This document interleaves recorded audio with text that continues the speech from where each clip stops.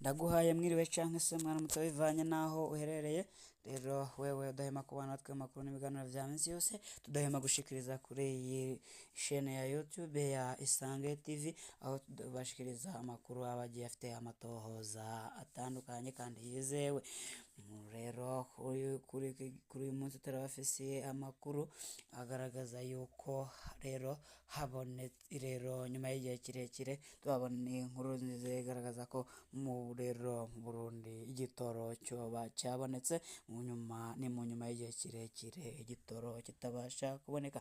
Mu yandi makuru kandi tubafitiye mu yandi makuru turababarira ko muri Kayanza ikiziga c'umugabo catowe mu muferege w'amazi. Amatohoza rero yatanguye gukurikirana icoba cyateye uru rupfu.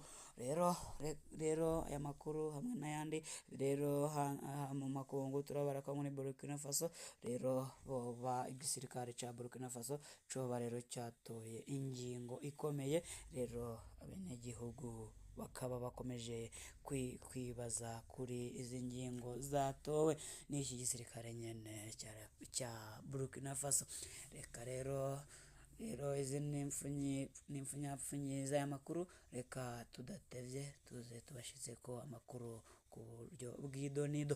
Ariko mbere yuko tubageza amakuru ku buryo bw'idonido, reka mazi nsabe wewe utari wafyonda sabone cyangwa se subscribe kugira ube ufyonda ko maze tujye tubasha kubana neza mu makuru y'ubutaha, kandi umenye gahunda amamenyesho cyangwa se notification ku gihe igaragaza amakuru tugiye gukurikizaho. Uzajye gusaba rero no gufyonda kukayogera.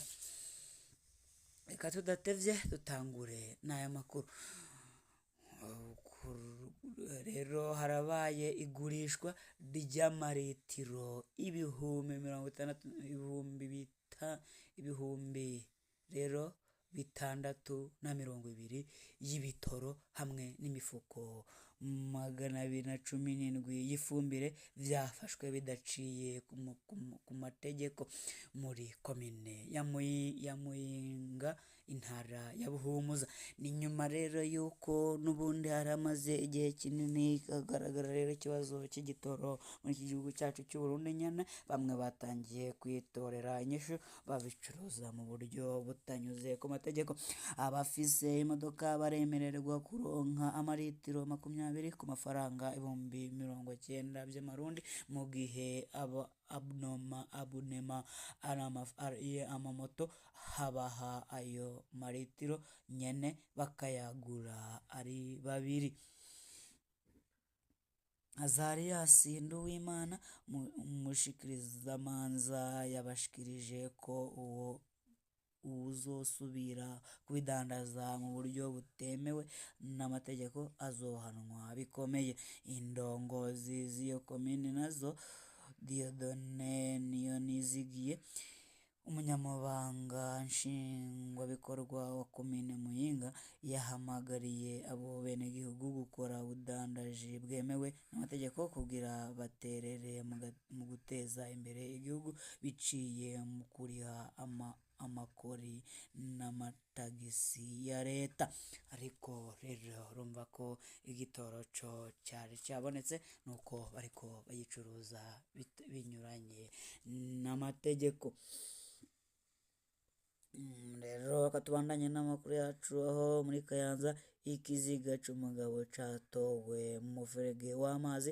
Amatohoza yatanguye. Ibi rero mu gihugu cyacu cy'u Burundi birakomeje kugaragara ko abantu barimo baragenda bapfa bupfunyapfunyi, rero bagenda bagwa mu karengane nk'uko mwagiye mubyumva no makuru yacu yaheze.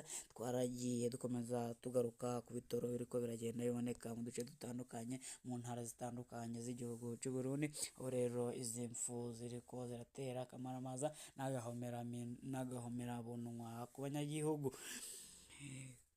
rero kuwa cyenda ntwarane 2026 ikiziga c'umuntu w'umugabo caratowe kuri uwa mbere uwa cyenda ntwarane mu muferege uri kwibarabara ry'igihugu inimero imwe muri quartier yitwa Karfan mu gisagara ca Kayanza intara ya Butanyerera mu buraruko bw'u Burundi kubwiboneka ubwa mbere uwo muntu yoba yaricishijwe ikigwanisho gitoya ikiziga catowe mu gitondo mu muferege utwara amazi uri kwibarabara ry'igihugu nomero imwe kuvuga makuru ava mu muryango wiwe uwo yapfuye yari afise indwara zo mu mutwe yoba yari yavuye muhira ku muhingamo wo kuri w'Imana n'uwa munani Rusama abwiye umuryango wiwe ko agiye ku stade ya Gatwaro kurorera urukino rw'umupira w'amaguru ruhuza Kayanza United na Vitali OFC kuva uwo mwanya abiwe ntibasubiriye kumenya amakuru yiwe gushika ikiziga gitowe urupfu ruteye amakenga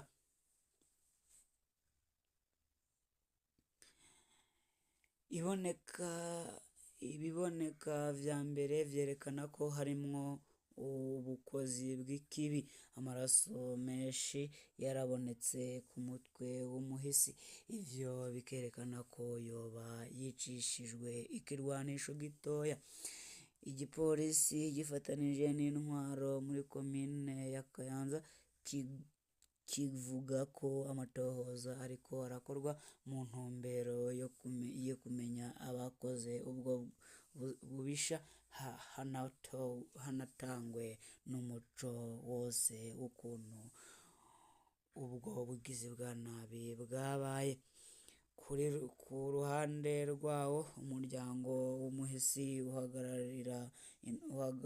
uhamagarira indongozi gukora amatohoza vyihuta kugira ngo abakoze ubwo bwicanyi bahagarikwe banashirwe imbere y'ubutungane rero makuru rero nuko iyo nkuru ivuga reka rero tudatevye dukomeze n'amakuru yo mu makungu twabwiye ko leta y'igisirikare cya Burkina Faso rero ryatoye ingingo ikomeye leta y'igisirikare cya Burkina Faso yaraye ifashe ingingo ikomeye yo gufuta imigambwe yose ya politiki inakuraho n'amategeko yose yayigenga iyo ngingo yemejwe mu nama nshikiranganji y'igihugu yabaye ejo bundi rero ingingo yafashwe n'ubutegetsi bwa gisirikare burongowe na Perezida Ibrahim Traoré yaje ku butegetsi nyuma yo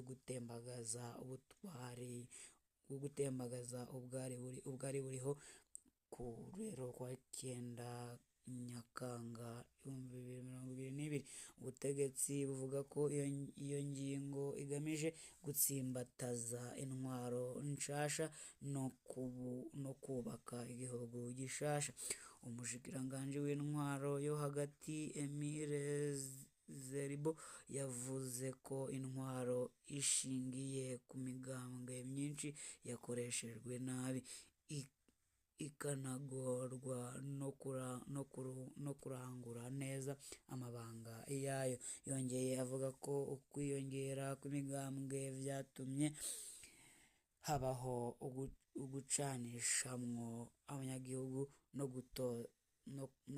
no gutosekaza ubumwe bw'igihugu rero uko yaje kuba hatorwa ko rero iyo migambwe yofutwa maze igihugu kigakomeza gukora uko cyari gisanzwe iyo migambwe nyene itari iyo kabaho rero niyo makuru twari tubafisiye none twahira tubashikirize ku buryo bw'indonizo kandi reka nibutse wewe tutatanguranye aya makuru zimwe mu nkuru yagize yibanda ko muri aya makuru twaba babariye ko igitoro cyabonetse, ariko nubwo cyabonetse abantu barimo baragitanga mu buryo budahwanye n'amategeko, naho mu yandi makuru twababariye ko hari igitoro cyatowe muri Kayanza, rero hakaba hari gukorwa amatohoza ngo bamenye icyo cyateye urupfu rwe. Na rero mu makungu twabariye ko muri Burkina Faso, rero muri Burkina Faso Ibrahim Traoré yoba yafuse cyangwa se yakuyeho imigambwe yose ya politike yoba ikorera muri icyo gihugu, kubera ko itari gutsimbataza ubumwe bw'abanyagihugu. Aho rero hari niyo makuru twagiye tubarikiriza, ariko wewe utari wafyona sabone rwose icyo usabwa ni ukugira uyifyone ko maze tujye tukugezaho amakuru ku gihe. Abashimire, mugire amahoro y'Imana.